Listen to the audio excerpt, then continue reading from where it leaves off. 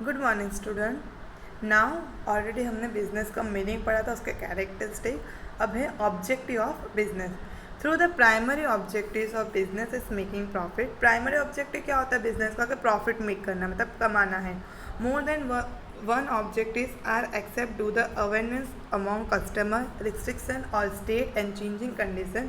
The objective of business can be divided into two part. यहाँ पे बहुत सारे ऑब्जेक्टिव्स होते हैं। अवेयरनेस ऑफ कस्टमर को अवेयर करना है, जो भी चेंजिंग कंडीशन वो सब प्यार में। सो ऑब्जेक्टिव्स को हमने डिवाइड किया है दो पार्ट में। एक होता है इकोनॉमिक ऑब्जेक्टिव, सेकेंड होता है सोशल ऑब्जेक्टिव। सबसे पहले है इकोनॉमिक ऑब्जेक्टिव। इकोनॉमिक जहाँ पे पैसे की बात होगी, तो इकोनॉमिक ऑब्जेक्टिव्स में पहला है profit. Since the business is economic activity, हमें पता है कि बिजनेस हमारा इकोनॉमिक ही होता है, क्योंकि हमें अर्न करना है, हमें कमाना है। एज द रीजनेबल रिटर्न और the employees capital must be obtain, कि इतना रिटर्न हो सके कि जो भी हमारे एम्प्लॉय है या फिर जो भी उसमें वर्क है उनको एटलीस्ट कैपिटल उनका अर्न हो सके, जितना भी उन्होंने लगाया है वो मिल सके और एक्स्ट्रा भी मिल सके। जिसे अपने बोलते हैं दिस रिटर्न इज प्रॉफिट, कि अगर हमने कुछ काम किया है और हमें एक्स्ट्रा कुछ मिल रहा है तो वो हमारा profit. The earn profit is essential not only for the existence of the business but also growth of the business. Profit earn करना ज़रूरी सिर्फ बिजनेस के लिए नहीं है कि बिजनेस करे इसके लिए प्रॉफिट अर्न करना है, कि बिजनेस को रखना है। लेकिन अगर बिजनेस को अपने को ग्रोथ करना है, बिजनेस को बढ़ाना है, अगर बिजनेस को आगे ले जाना है, उसके लिए भी प्रॉफिट अर्न करना बहुत ही ज़रूरी होता है। Profit is the motivating force, barometer of the efficiency and the life blood of the business. Profit क्या है? बहुत ही मोटिवेटिंग फोर्स है जो बिजनेस को मोटिवेट करता है। एक तरह से बैरोमीटर है, बोला जाए तो बिजनेस का लाइफ ब्लड होता है। जैसे बॉडी में ब्लड होता है ना, कि पूरी बॉडी को वर्क करने में हेल्प करता है। अगर ब्लड नहीं तो अपने सही से काम नहीं कर सकते। वैसे ही बिजनेस में प्रॉफिट होता है जो ब्लड का काम करता है, कि पूरे बिजनेस को वर्क जितना अच्छा प्रॉफिट बिजनेस उतना ज़्यादा वर्क करेगा। These days the concept of reasonable profit is accept instead of maximum profit। अभी यहाँ इस टाइम पे the concept at least reasonable profit तो मिलना ही चाहिए, कि जितना हम अपनी मेहनत कर रहे हैं उसके कंपेयर में उतना हमें प्रॉफिट होना ही चाहिए। जहाँ जबकि इंस्टेड ऑफ मैक्सिमम प्रॉफिट नहीं, बहुत ज़्यादा प्रॉफिट भी नहीं हो रहा, लेकिन एटलीस्ट प्रॉफिट होना चाहिए बिजनेस में। By earning reasonable profit a business unit get a knowledge of the society along with earning fair profit.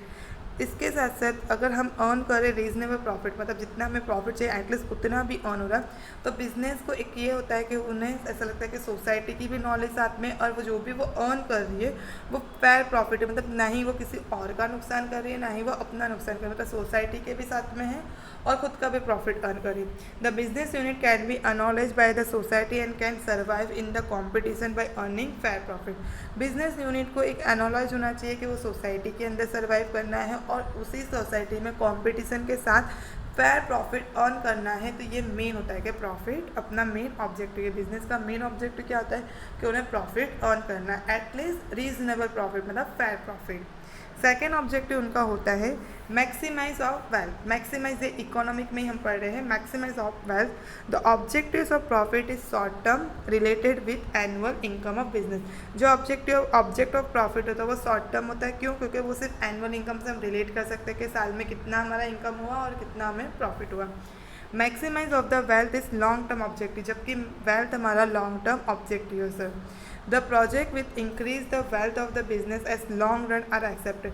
वो प्रोजेक्ट जो बिजनेस का वेल्थ इंक्रीज कर सकता है वो long term project long term में हम एक्सेप्ट करते हैं। वेल्थ एक साल में इंक्रीज नहीं होगा। प्रॉफिट हमें पता चल जाता है कि इस साल हमने इतना अर्न किया है, इतना एक्सपेंस किया है, इतना प्रॉफिट हुआ, जबकि वेल्थ में हमारा वो लॉन्ग टर्म होता है और वो टाइम कंज्यूमिंग होता है। In the circumstance like depression business has give up objectives of profit.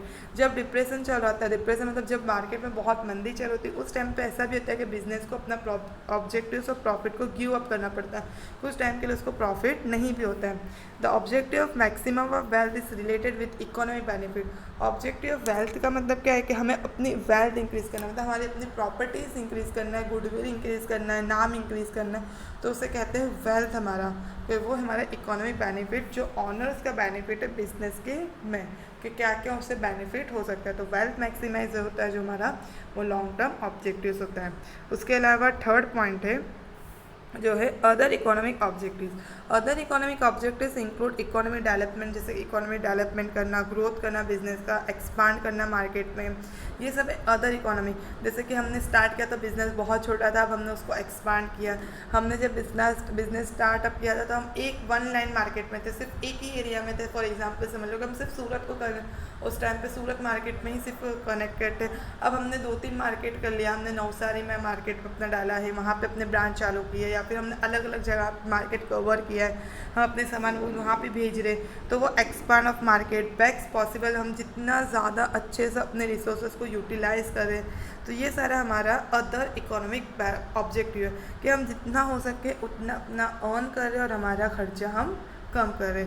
तो ये हमारे थे ऑब्जेक्टिव्स इकोनॉमिक वाले के। अब हमारा सेकेंड है सोशल ऑब्जेक्टिव्स। सोशल ऑब्जेक्टिव्स में सबसे पहले है some social objectives are given priority by the business to benefit of the society। कुछ सोशल ऑब्जेक्टिव जो है जिसमें प्रायोरिटी क्या देता है कि बिजनेस में कि उन्हें सोसाइटी का बेनिफिट करना, नहीं कि प्रॉफिट अर्न करना बहुत ज़्यादा।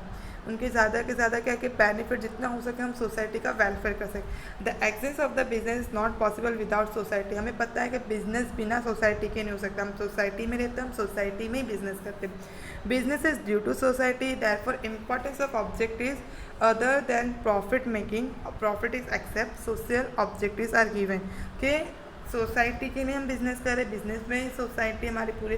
तो इसके लिए हमारा यहाँ पे होता है कि हमें जितना हो सके उतना प्रॉफिट नहीं करना है, बट हमारे सोसाइटी का बेनिफिट करना है। तो जैसे कि ऑब्जेक्टिव्स ऑफ सोसाइटी, तो पहला है objectives of social responsibility. Objectives of social responsibility to become aware necessary business to aware of interest of different department group of society because of consumer awareness, state restriction, consumer education, consumer association, different interest group or classes of the society such owners, employees, customer, creditors, government etc. और associate with the business. यहाँ पे क्या है कि social responsibility को fulfil करना, aware करना business में कि इंटरेस्ट ऑफ अलग अलग डिपार्टमेंट, अलग अलग सोसाइटी में अलग अलग लोगों की क्या इंटरेस्ट हो, उनको अवेयर करना। हमें पता है कि बिज़नेस में बहुत सारे रिस्ट्रिक्शन होते हैं, कस्टमर एजुकेशन है, कस्टमर एसोसिएशन है, क्रेडिटर्स है, ऑनर्स है, इन सब के जो क्लासीफाई किया है, तो किसका कितना इंटरेस्ट हो उनको मेंटेन करना, सबका वेलफेयर हो सके उस तरह से बिजनेस को प्रोटेक्ट करना। तो ये है पहला उनका ऑब्जेक्टिव, उसके सोसाइटी का बेनिफिट करना। Objectives to provide employment opportunity. Second क्या है, तो अनएम्प्लॉयमेंट रेशियो, जो अनएम्प्लॉयमेंट रेशियो इंक्रीजिंग हो रही है day by day, some business unit establish करती हुई objective to create new opportunity, कि जितना हो सके उतना न्यू अपॉर्चुनिटी क्रिएट करें। जैसे एग्जांपल है khadi and cottage industry, commission select those industry which provide employment opportunity. हमें उस बिजनेस को, उस इंडस्ट्री को सेलेक्ट करना चाहिए जो एम्प्लॉयमेंट ज़्यादा प्रोवाइड कर रही है, जो लोगों को ज़्यादा एम्प्लॉयमेंट दे रही है, जो बैकवर्ड एरिया में, मतलब जो गांव वाले एरिया में जाके सब लोगों को एम्प्लॉयमेंट प्रोवाइड कर रही है। तो उनका मेन ऑब्जेक्टिव होता है कि उन्हें बिजनेस के थ्रू लोगों में एम्प्लॉयमेंट क्रिएट करना है। थर्ड ऑब्जेक्टिव है यहाँ पे objectives to provide quality of goods and service. In this objective to provide qualities of business goods and service, यहाँ पे मेन ऑब्जेक्टिव्स क्या होता है उनका कि जितना हो सके उतना अच्छी क्वालिटीज़, लोगों को अच्छी सर्विस प्रोवाइड कर सकते हैं रीजनेबल रेट में, जितना हो सके उतने कम प्राइस में अच्छी क्वालिटी एंड अच्छी चीज़ उनको प्रोवाइड कर सकते हैं। द यूनिट मैन्युफैक्चरिंग, जो स्पाइसेस है, कुकिंग है, कोल्ड ड्रिंक्स है, फूड प्रोडक्ट है, उनको मेंटेन करना कि स्टैंडर्ड ऑफ हाई क्वालिटी की अच्छी क्वालिटी मेंटेन करें, जिससे लोगों की हेल्थ पे इफेक्ट ना पड़े और फेयर प्राइस में उन्हें डिलीवर करें कि ज़्यादा अच्छे से वो चीज़, मतलब अच्छी क्वालिटी उनको मिल सके। Objective to adopt fair trade practice. Objective to adopt जो भी ब्लैक मार्केटिंग्स हो रहे प्रोडक्ट का या अमालुगेशंस होता है कि जो लोग नहीं स्टॉक को साइड में निकाल के रख देना, फिर उसकी डिमांड इंक्रीज़ करना, फिर बाद में उसको स्टॉक को हाई प्राइस में बेचना। तो ये सारा जब मिसलीडिंग एडवर्टाइजमेंट में जैसे कि लोग दिखाते हैं ना कि बहुत जल्दी बहुत सारे एडवर्टाइज़ होते हैं खाने पीने की, जिसमें ऐसा दिखाता है कि जैसे क्रीम की एडवर्टाइज़ होती है कि लगाने से 2 दिन में फेयर हो जाएंगे लोग, या फिर हेयर की एडवर्टाइजमेंट होती है कि ये ऑयल यूज़ करने से आपके बाल बहुत जल्दी बड़े हो जाते हैं। तो ये जो मिसलीडिंग एडवर्टाइजमेंट होता है उन सब को नहीं करना, फेयर प्रैक्टिस करना, जो भी फेयर है, अनफेयर बिजनेस नहीं करना, जो भी फेयर तरीके से बिजनेस करना और लोगों को सही इन्फॉर्मेशन प्रोवाइड करना, लोगों को सही चीज़ें बताना और सबसे अपनी सोसाइटी का वेलफेयर करना। अदर ऑब्जेक्टिव जैसे कि सोसाइटी में आइडेंटिटी अपने अलग से इंक्रीज़ करना, लोगों की मदद करके, रिसर्च वर्क करके देना लोगों के लिए, और नया नया कुछ निकाल के नई नई कुछ डेवलपमेंट करना, नई नई कॉपरेट करना, गवर्नमेंट के साथ कॉपरेट करके अपनी कंपनी के लिए कुछ अच्छा करना, अपनी कंट्री के लिए। तो ये सारे अदर ऑब्जेक्टिव्स होते हैं। उसके नीचे हमारा business risk. There is uncertainty of profit और रिस्क इन और loss in the business.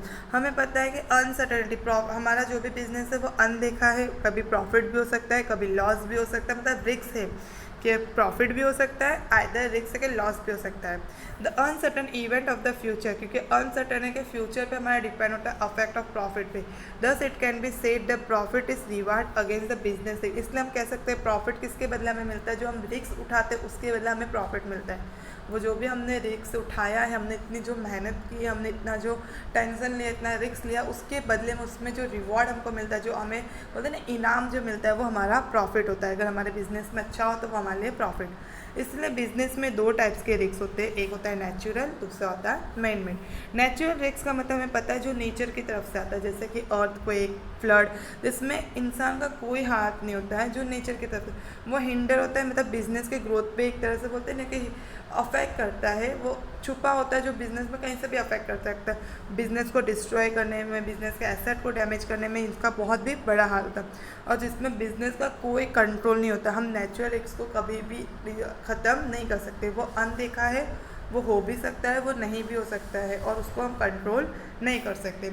Second होता है हमारा man made risk. Main made risk hinter the development of the business. ये हमारे बिजनेस के डेवलपमेंट पे हिंटर करता है, अफेक्ट करता है बिजनेस का जो डेवलपमेंट है।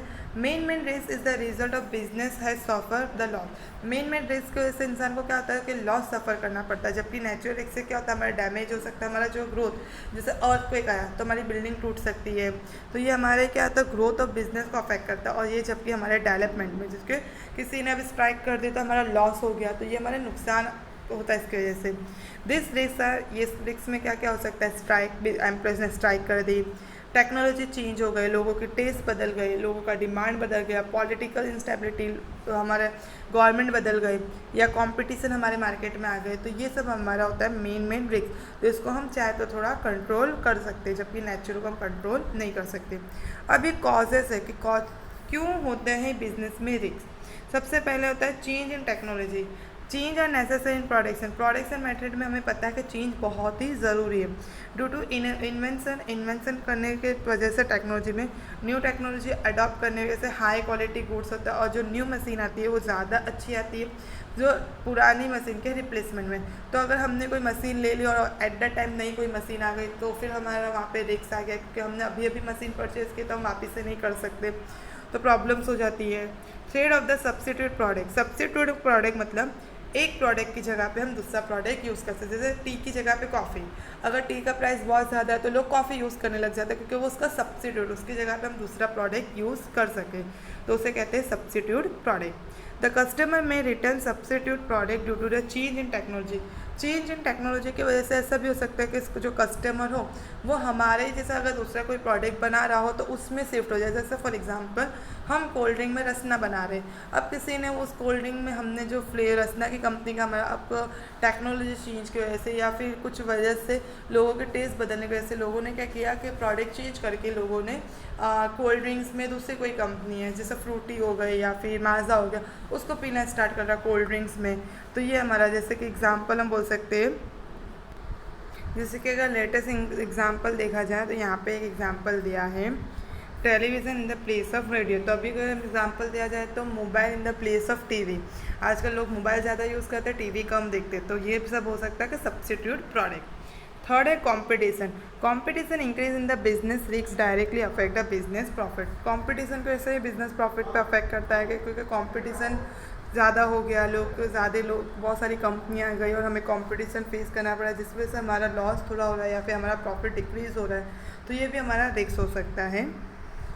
लेजिस्लेशन, गवर्नमेंट के फॉर्मेलिटीज़, गवर्नमेंट के रूल्स, गवर्नमेंट के कुछ रिगार्डिंग जैसे कि पॉल्यूशन, कस्टमर, वर्कर, तो उसके वजह से भी जो लॉ हमें फॉलो करना पड़ता है, और वो जो मिनिमम वेजेस एक्ट एक्सेट्रा, जिस वजह से हमारा रिस्क होता है कि हम प्राइसलेस जो बिजनेस में डिसीजंस लिए जाते हैं उसमें हमारा अफेक्ट करता है।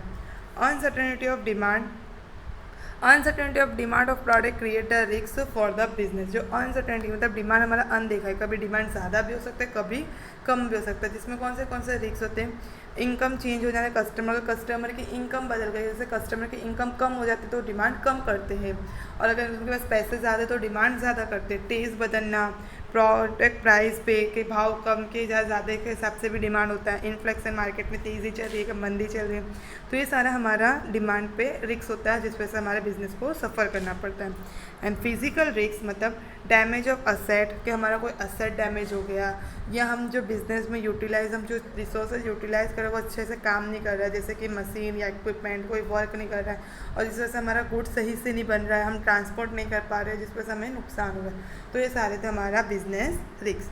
तो हमने पूरा टॉपिक कवर किया जिसमें हमने मीनिंग पढ़ा बिजनेस, उसके कैरेक्टरिस्टिक, उसके ऑब्जेक्टिव्स और उसके रिस्क। Thank you.